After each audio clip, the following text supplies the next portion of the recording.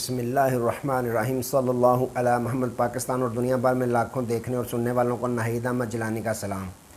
ناظرین، آپ کو جیلانی جی یوٹیوب چینل اور فیس بک پیج پر خوش آمدید۔ امید کرتا ہوں آپ جہاں کہیں بھی ہوں گے اپنے اہل خانہ سمیت بخیریت ہوں گے، خوش بھی ہوں گے اور محفوظ بھی۔ ناظرین کرام، اپنی گفتگو کا آغاز کرنے سے پہلے تمام خواتین و حضرات سے یہ گزارش ہے جو ہمارے چینل پہ ابھی نئے ہیں وہ جیلانی جی چینل سبسکرائب فرما لیں تاکہ روزانہ آپ تک ہماری نئی ویڈیوز آسانی کے ساتھ پہنچ سکیں۔ بلا تاخیر اپنی گفتگو کا آغاز کرتا ہوں۔ دو نئی پارٹیاں بن گئیں۔ لندن میں نواز شریف پر بڑا حملہ، عمران خان کا بڑا اعلان، ان تمام ایشوز پہ میں نے بات کرنی ہے۔ ناظرین کرام، سب سے پہلے تو بات کرتے ہیں پاکستان تحریک انصاف کی، کہ بظاہر دیکھنے میں یہ نظر آ رہا ہے کہ پاکستان تحریک انصاف ٹوٹ پھوٹ کا شکار ہے، لیکن میں اکثر کہتا ہوں کچھ چیزیں سکرین کے سامنے ہوتی ہیں، کچھ سکرین کے بیک سائڈ پہ چل رہی ہوتی ہیں جو ہمیں نظر نہیں آتی۔ تو ناظرین اکرام، کل جو chairman P T I Imran Khan صاحب ہیں، ان کے سب سے پرانے درینہ ساتھی جو تھے عمران اسماعیل، انہوں نے بھی پارٹی کو اللہ حافظ کہہ دیا ہے۔ عمران خان صاحب کو خدا حافظ اور پارٹی کو اللہ حافظ کہہ دیا ہے۔ تو علی زیدی، ہاشم ڈوگر جو صوبائی وزیر داخلہ تھے، وغیرہ وغیرہ، لمبی لسٹ ہے۔ ایک طرف تو خان صاحب پہ مقدمات کی لسٹ لمبی ہے، ایک طرف اب پارٹی چھوڑنے والے رہنماؤں کی لسٹ لمبی ہوتی جا رہی ہے۔ ناظرین اکرام، جو بھی یہ کہتا ہے کہ میں پاکستان تحریک انصاف کو چھوڑ رہا ہوں، اس کو فوراً رہائی مل رہی ہے، یہ کیا کھلا تضاد نہیں؟ ایک طرف یہ امپورٹڈ حکومت کہتی ہے کہ یہ شر پسند عناصر ہیں، یہ پاکستان تحریک انصاف کی قیادت اور رہنماؤں کے اشاروں پہ جو شر پسند عناصر ہیں انہوں نے توڑ پھوڑ کی، حساس مقامات کی۔ ایک طرف وہ شر پسند عناصر کے سربراہ کہہ رہے ہیں انہیں، دوسری طرف جو پاکستان تحریک انصاف سے لا تلقی کا اعلان کر رہا ہے اس کے سارے گناہ معاف ہو رہے ہیں، یعنی اس کے سارے گناہ دھل رہے ہیں۔ یہ کیا وجہ ہے؟ اگر ایسے ہی پاکستان میں چلنا ہے تو ناظرین اکرام پھر غریب کے لیے قانون علیحدہ اور امیر کے لیے قانون علیحدہ کیوں ہے؟ اگر یہ سیاسی رہنما جو ہیں جن کے اشاروں پہ انہوں نے پاکستان تحریک انصاف کے کارکنان نے توڑ پھوڑ کی، حساس مقامات پر حملہ کیا، تو یہ چھوٹ سکتے ہیں، تو میرا سوال طاقتور اداروں سے یہ ہے کہ جو غریب کارکن آپ نے پکڑے ہوئے ہیں ان بیچاروں کو بھی پریس کانفرنس کا موقع دیں، وہ بھی کہہ دیں کہ ہم تحریک انصاف کو چھوڑ رہے ہیں، تو ان کو بھی رہا کر دیا جائے۔ ان کی مائیں رو رہی ہیں، غربا ہیں، وہ غریب ہیں بیچارے، ان کا آسرا کوئی، مزدوری دار ہیں، دیہاڑی دار ہیں، مزدوری کرنے والے ہیں۔ اگر آپ رہنماؤں کو اتنی سی پریس کانفرنس کرنے پہ ان کے سارے گناہ صاف کر رہے ہیں تو ان کو بھی موقع دینا چاہیے۔ میرا یہ طاقتور اداروں سے یہ سوال ہے کہ ان کو بھی موقع دیں، وہ بھی پریس کانفرنس کریں جیل سے نکلتے ہی کہ ہم پاکستان تحریک انصاف کو چھوڑ رہے ہیں۔ ان بیچاروں پہ بھی رحم کریں، غریب ہیں، دیہڑی دار ہیں، ان کے گھر فاقے شروع ہو جائیں گے اگر آپ نے 1 مہینہ 2 مہینہ ان کا رکھا، تو ان کو بھی میری گزارش ہے طاقتور حلقوں سے کہ ان کو بھی یہ بیان پریس کانفرنس کا موقع دیں اور ان کی بھی جان چھوڑیں۔ تو ناظرین اکرام، یہ پاکستان ہے۔ جو امیر ہیں ان کے لیے رعایتیں ہیں، جو غریب ہیں ان کے لیے سختیاں ہیں۔ تو ناظرین اکرام، اب جو پارٹی کو چھوڑ رہے ہیں انہوں نے اتنی زبان درازی تو کی ہوئی ہے، نہ وہ پیپلز پارٹی میں جا سکتے ہیں، وہ نہ نون لیگ میں جا سکتے ہیں۔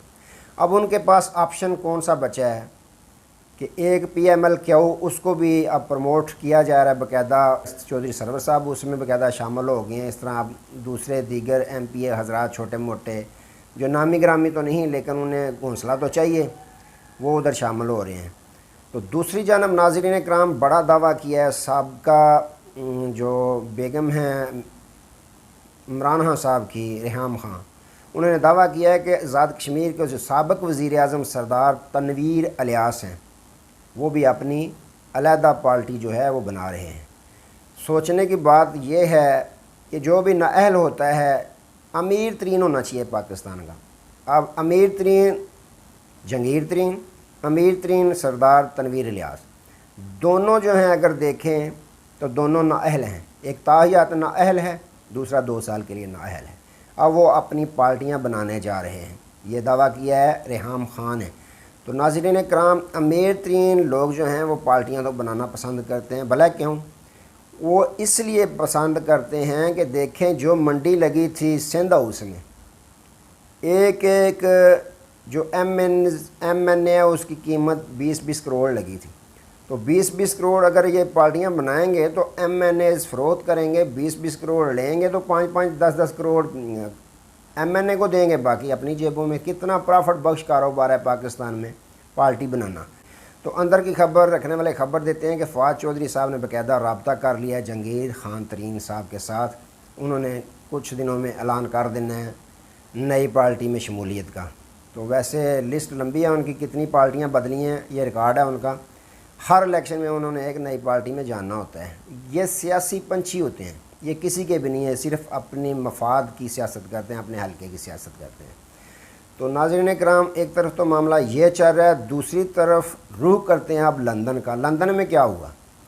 لندن میں سابق وزیر اعظم میاں محمد نواز شریف صاحب ایک کیفے میں موجود تھے، ان کے ساتھ 2 سیکیورٹی گارڈ بھی موجود تھے۔ تو 10 افراد نے ان پہ حملہ کر دیا، 10 افراد نے میاں محمد نواز شریف صاحب پہ حملہ کر دیا۔ اب وجوہات سامنے نہیں آئیں کہ انہوں نے حملہ کیوں کیا، لیکن 10 افراد نے ان پہ باقاعدہ اٹیک کیا، حملہ کیا۔ وہ جانی طور پہ تو محفوظ رہے، لیکن ان کی گاڑی کو جو ہے وہ کچھ نقصان اٹھانا پڑا۔ اور جو پولیس ہے وہاں، لندن کی پولیس، ان کے بقول کہ انہوں نے ایک شخص کو باقاعدہ گرفتار کر لیا ہے۔ جی ہاں ناظرین کرام، پھر میں آپ کو بتا رہا ہوں، میاں محمد نواز شریف صاحب پر رات کو لندن میں ایک کیفے میں وہ موجود تھے اپنے 2 سیکیورٹی اہلکاروں کے ساتھ۔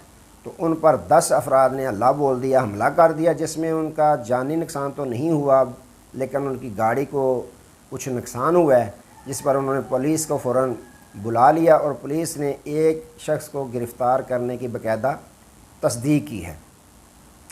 ناظرین اکرام، ایک طرف یہ معاملہ چل رہا ہے، تو دوسری جانب جو سابق وزیر اعظم عمران خان صاحب ہیں، انہوں نے ایک پریس کانفرنس کی، اچھی خبریں آ رہی ہیں، محاصرے ختم ہو گئے ہیں، کیونکہ پارٹی جس مقصد کے لیے محاصرے تھے سارے تھے کہ اس کی پارٹی کو کریش کیا جائے، اس کی مقبولیت کو کم کیا جائے، تو بظاہر وہ لوگ محسوس کر رہے ہیں کہ ان کی مقبولیت میں فرق پڑا ہے، ان کی پارٹی کو ہم نے توڑ دیا۔ لیکن ناظرین کرام، جو بھی قائد ہوتا ہے ووٹ ہوتا ہے قائد کا، جو ایم این اے ہوتے ہیں ان کے ووٹ نہیں ہوتے، الیکٹیبلز جو ہوتے ہیں ان کے ووٹ بھی نہیں ہوتے۔ آپ نے ضمنی الیکشن میں دیکھ لیا کیا ہوا، جو الیکٹیبلز تھے اپنے آپ کو فخر کرتے ہیں، ان کے ساتھ کیا سلوک ہوا آپ نے ضمنی الیکشن میں دیکھ لیا۔ جن میں 37 میں سے 30 الیکشن جو ہیں وہ ضمنی عمران خان صاحب نے جیتے، حالانکہ حکومت ان کے خلاف، الیکشن کمیشن خلاف، تمام ادارے ان کے خلاف تھے، پھر بھی انہوں نے جیتے۔ تو صحافیوں سے باقاعدہ انہوں نے ملاقات کی، سینئر صحافیوں سے ملاقات میں صحافیوں نے سوال کیا کہ آپ کی پارٹی کے جو لوگ جا رہے ہیں ان پہ کیا تبصرہ کریں گے؟ انہوں نے کہا کچھ تو مجبور ہیں تو کچھ بے نقاب ہو رہے ہیں۔ جی ہاں ناظرین اکرام، انہوں نے کہا کچھ مجبوری کے تحت جا رہے ہیں، کچھ بے نقاب ہو رہے ہیں۔ بڑی اچھی انہوں نے یہ بات کی کہ کچھ بے نقاب ہو رہے ہیں، جو سیاسی مفاد پرست تھے، مفاد کے لیے وہ پارٹی میں آئے تھے، وہ بے نقاب ہو رہے ہیں، کیونکہ وہ جاتے ہوئے خان صاحب پہ تنقید کر رہے ہیں۔ جس طرح فردوس عائشہ قوام جو جیت تو سکی نہیں ہے کبھی، پارٹیاں تبدیل کرنے میں وہ ماہر ہیں، فیاض الحسن چوہان وغیرہ وغیرہ، کچھ اس طرح جا رہے ہیں، کچھ مجبوری کے تحت آنسو بہہ رہے ہیں، اب دیدہ ہو رہے ہیں، ان کی تو مجبوری ہے، اب نہ جانے کون سا پریشر ان پہ ڈالا جا رہا ہے۔ تو انہوں نے کہا کچھ مجبوری کے تحت اور کچھ بے نقاب ہو رہے ہیں۔ انہوں نے مزید کہا کہ انہوں نے جو مجھے سرپرائز دینے تھے وہ سرپرائز دے چکے ہیں، اب میں ان کو بڑے سرپرائز دینے والا ہوں، چند دنوں میں معاملات، سارے حالات تبدیل ہو جائیں گے۔ جی ہاں ناظرین اکرام، پھر میں آپ کو بتا رہا ہوں، انہوں نے کہا کہ چند دنوں کی بات ہے، حالات سارے تبدیل ہو جائیں گے، میں ان کو بڑے سرپرائز دوں گا۔ جی ہاں، انہوں نے کہا کہ میں نے کمیٹی جو ہے وہ تشکیل دے دی ہے، 7 رکنی کمیٹی جو ہے وہ باقاعدہ حکومت کے ساتھ الیکشن کے لاہے عمل پر بات چیت کرے گی۔ تو انہوں نے مزید کہا کہ اگر میں نااہل ہو جاتا ہوں یا مجھے قید کر لیا جاتا ہے تو پارٹی کی جو صدارت ہے وہ پارٹی کو چلائیں گے شاہ محمود قریشی صاحب۔ پارٹی کو مزید پروموٹ کرنے کے لیے شاہ محمود قریشی صاحب اور پرویز خٹک صاحب دونوں جو ہے وہ کام اس پہ کریں گے۔ انہوں نے جنرل سیکرٹری تھے اسد عمر صاحب، ان کے استعفے کے بعد جو عمر ایوب ہیں ان کو باقاعدہ جنرل سیکرٹری بھی تعینات کر دیا اپنی پارٹی پاکستان تحریک انصاف کا۔ تو صحافی نے سوال کیا کہ خان صاحب کیا جو بھٹو ذوالفقار والی بھٹو ہے وہ کس دوبارہ دہرائی جا سکتی ہے آپ کے ساتھ؟ کچھ اس طرح کا نظر آ رہا ہے جس طرح سابق وزیر اعظم ذوالفقار علی بھٹو کو تختہ دار پر لٹکا دیا گیا تھا۔ تو انہوں نے کہا بالکل ایسا ہو سکتا ہے، ان کی پلاننگ ہے باقاعدہ، یہ مجھے مار بھی سکتے ہیں، پھانسی بھی دے سکتے ہیں، ان کی تو یہ پلاننگ ہی پہلے دن سے یہ ہے کہ اس کو ختم کیا جائے، ویسے ان کے پاس کوئی راستہ نہیں ہے۔ تو الیکشن میں تو ان کو جانا پڑے گا، آج نہیں تو کل الیکشن تو ان کو کروانا پڑے گا۔ جو ملک کی معیشت کا اس امپورٹڈ حکومت نے بیڑا غرق کر دیا ہے، تو اس کے لیے الیکشن جو ہے آزاد، منصفانہ، شفاف اور منصفانہ الیکشن جو ہے وہ ضروری ہے۔ تو الیکشن پہ ان کو جانا پڑے گا۔ تو ناظرین اکرام، انہوں نے کہا کہ میں اب سرپرائز جو میں دوں گا ان کو یہ یاد رکھیں، اب میرا وقت ہے سرپرائز دینے کا، میں ان کو بڑے بڑے سرپرائز دوں گا۔ تو ناظرین اکرام، جب انہوں نے عدم اعتماد پیش ہوئی تھی، ان کے خلاف کامیاب ہوئی تھی، تو انہوں نے ایک بات کہی تھی کہ یہ مقابلہ اب اصحاب کا ہے، اصحاب کی جنگ ہے۔ تو ناظرین اکرام، جیسا ان کو دیکھا سوشل میڈیا پہ، خشاش بشاش چہرہ، کوئی گھبراہٹ ان کے چہرے پہ نظر نہیں آ رہی تھی، کوئی پریشانی نظر نہیں آ رہی تھی۔ تو پاکستان تحریک انصاف کے جو کارکنان ہیں ان میں بھی پریشانی نہیں ہونی چاہیے، ووٹ آپ نے دینا ہے، کسی کے آنے جانے سے کوئی فرق نہیں پڑتا۔ تو ناظرین اکرام، مزے کی بات یہ ہے، یہ سارا کچھ کرنے کے باوجود بھی پی ٹی آئی کا ووٹ بینک کام نہیں کر سکے۔ کوئی سروے کروائیں، پہلے اگر ان کی 90% تھی پاپولیرٹی، اب 95% ہو گئی ہے۔ تو کسی طرح سے بھی پاپولیرٹی، مقبولیت خان صاحب کی ختم نہیں کر رہے۔ تو دیکھیں اب کیا ہوتا ہے ناظرین اکرام، الیکشن میں تو جانا ہی پڑے گا، ہر دن صورتحال جو ہے تبدیل ہوتی جا رہی ہے۔ دیکھیں اب کیا ہوتا ہے، کیا بنتا ہے ملک پاکستان کا۔ تو دعا ہے اللہ تعالیٰ ملک پاکستان کی خیر فرمائے اور اللہ تعالیٰ ہم سب کی خیر فرمائے۔